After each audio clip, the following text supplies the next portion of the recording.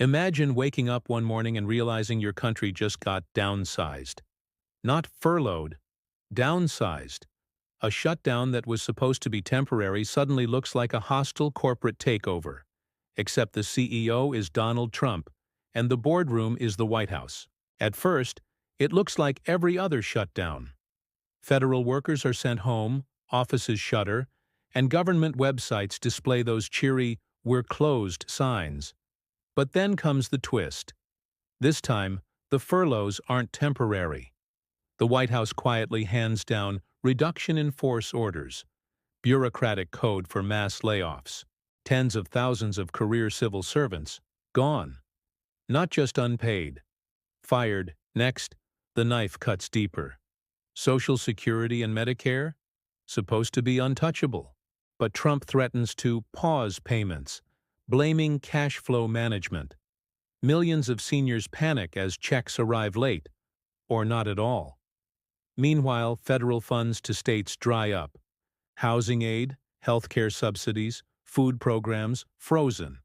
And when critics ask why red states get special treatment, Trump smirks. Airports descend into chaos as unpaid TSA and FAA staff walk off the job. Flights delayed, travelers stranded. The FDA stops inspecting food and drugs. Salmonella outbreaks and unsafe medicines start making headlines.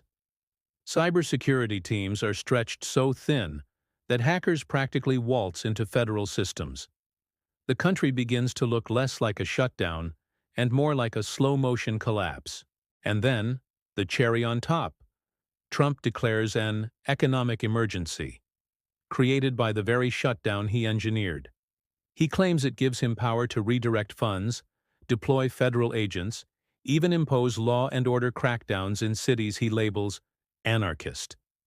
The Constitution hasn't moved an inch, but Trump acts as if it has. This is the nightmare scenario.